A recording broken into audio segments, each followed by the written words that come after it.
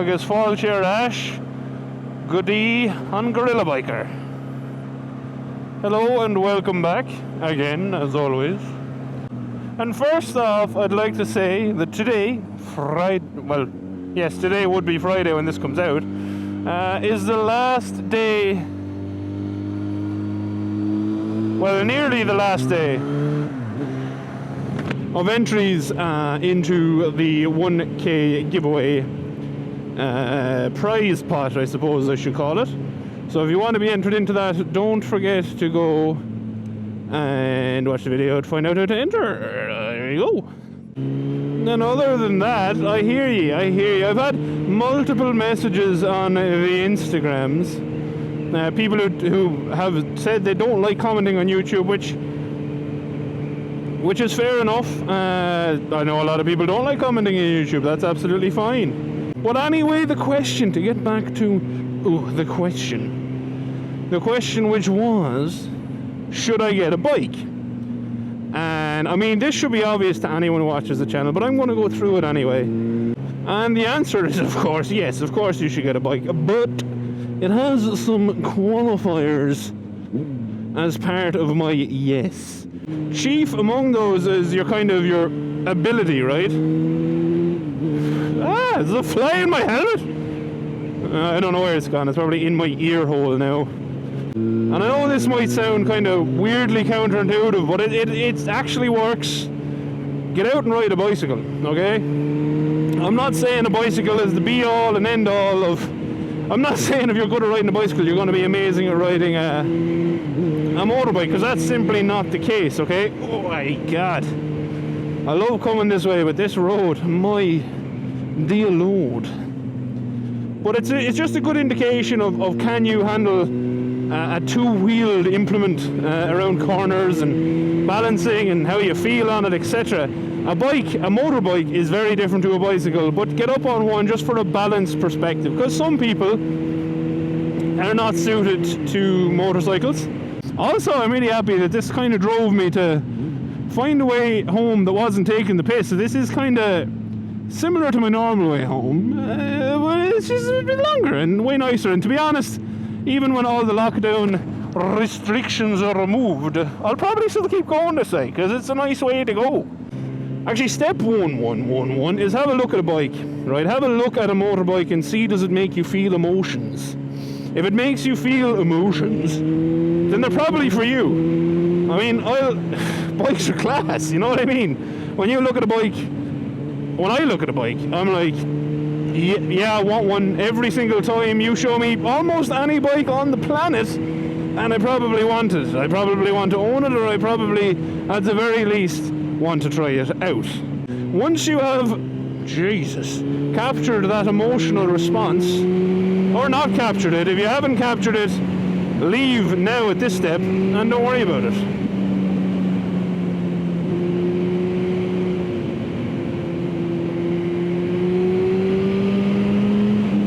If you have captured that emotional response, the next step is to check, are you suitable? And that's just a balance test, get up on a bicycle, blah, blah, blah, blah, blah. I've already spoken about that.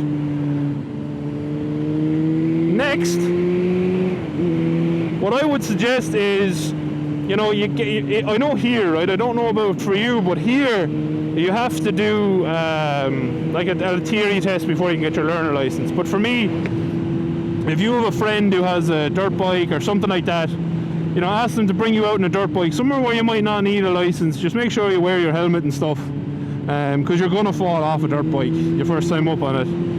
The main thing for me is that bikes they're cheap fun, right? Bikes aren't expensive.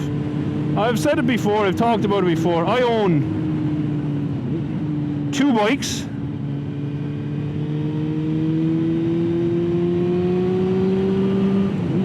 Both of which are really fast, and they're both really good looking, and I could not have even one car that gave me the same fun and the same amount of rewardingness that my bikes do, So definitely fun on a budget, bike every day, and that again, that's to Ireland. I don't know about insurance and tax in other countries. That kind of brings me on to, the fact that they are cheap, right? They are fun, but they also, you can kind of go anywhere on a motorbike, you know. You don't have to worry about parking. You don't have to worry about any of that stuff, provided you're in a relatively safe place. But the biggest thing for me is parking. Here in Ireland, you can park a bike anywhere. You know, if there's a footpath there, you can get up on the footpath. I know a lot of places don't allow that, and I think the only reason it's allowed here is because it's such kind of a non-nuisance. You know what I mean? It's not something that there's enough bikes to be doing it to cause a hassle. The other thing for me, really huge thing, is I enjoy going places more on my bike than I do the car. The car, you have to deal with traffic. No matter where you go on a car, you deal with traffic. You know, if you want to go to the nice roads in Ireland, which are the really narrow ones for me, you have to deal with the fact that they're really narrow, you know, and that's obviously another problem all of its own. But for me, the bike, you know, the bike on narrow roads, it just makes sense. One of the other things for me that I really like about bikes, and this might be something that you'll never personally engage in, is maintenance. You know, I think bikes are fun to maintain all the time, you know, even just basic servicing. Bikes are better to do it on than cars. Here's the thing, right? If you like cars, if you like driving cars, then you're definitely gonna like riding bikes. And that's the kind of thing, you know, like, why do people like driving cars? Because they're fun, you know, especially if they're fast. You can sling them through corners, you know, you get that feeling of engagement from a good sporty car that you don't get from your average car. And this is the thing about bikes, you get that feeling of engagement from every single bike, even the big bruiser cruisers, you know. I've ridden them and I still love them because you're there, you're 100% doing what you're doing all the time. Now I know I'm talking to you while doing it, so I'm not really 100% all the time, but I just kind of let my brain loose, so it doesn't count. And obviously, even a cheap bike, a cheap bike, most bikes are cheap, you know, and that's what I kind of want to get into, is the cost of entry. So the cost of entry to the club that is the bikes is really quite low, you know.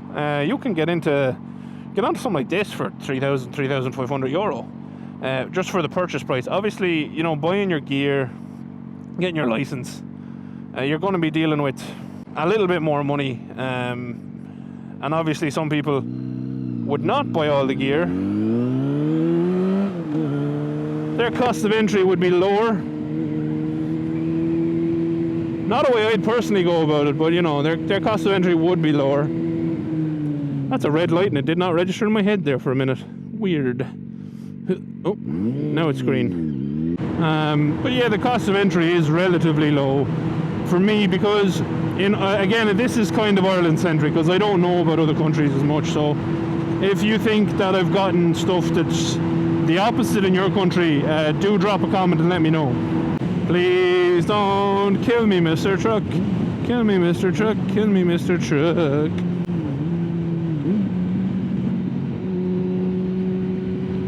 I love this corner.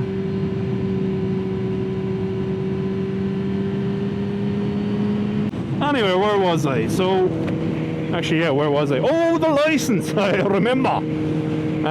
Yes, so the license, the IBT in Ireland, CBT, whatever, that version, you pay about, you know, 400 or 500 euro, probably 500 euro these days, okay? But that's all of your lessons. You never need to do another lesson if you don't want to again until you have, you know, actually, no, not until you have anything. You just never need to do another lesson again if you don't want. Whereas in the cars and for car licenses, you have to do your like 12 driver lessons, no matter what, and call them 50 euro a pop. That's 600 euro. So the car actually ends up around about the same for the license. The only cost difference that you absolutely do have to take into account for the bike is your gear purchasing. You know, you'd probably want to put away 200 euro for a good helmet, and I have two reviews up, one that's about 100 euro price point and one that's about 200 euro price point, so have a look at them if you're a learner watching this and interested. You want to put away at least 50 euro for a good pair of gloves. These were like 60, I think, and these are summer gloves, so these aren't even These aren't even very good protection wise, you know, because they have all the vents in the back of them. So it is what it is. I like light gloves. I probably should get better ones. Don't do it. What? Like, no. Don't even think about it. Asshole.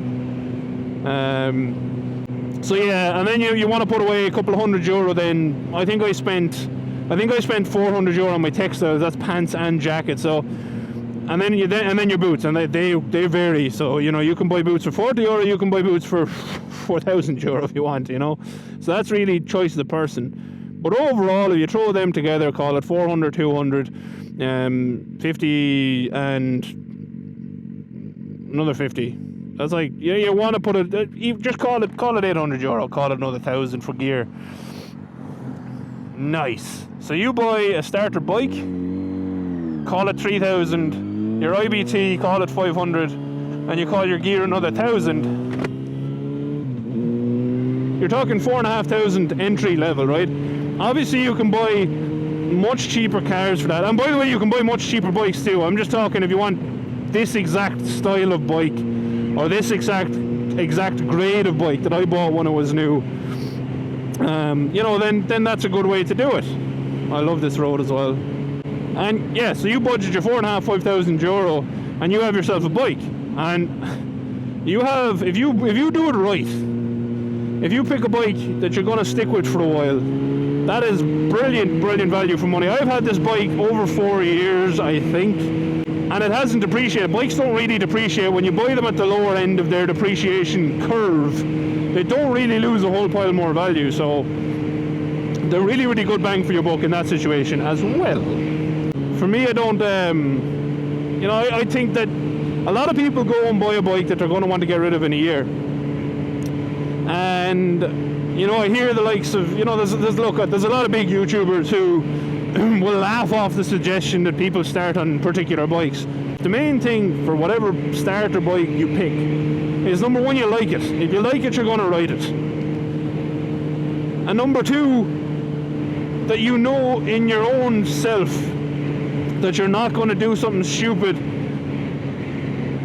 that will result in you having a big off and hurting yourself, okay? And by something stupid, I mean control this. This here is life and death on the road. You can get speed and power that you just won't get out of a car for way cheaper than a car if you buy a bike. And it's way more fun. You'll be able to go way more places. You'll want to go way more places because you'll have a bike. But then the final thing, and this is, it's kind of, bikes are fun. Bikes are just fun, right? But the thing that makes them fun for me is the people.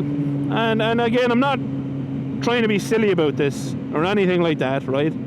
But the people really make bikes. Even you look at, you know, the commenters on the channel, the people who commentate on the channel, they make the channel what it is. They're on you.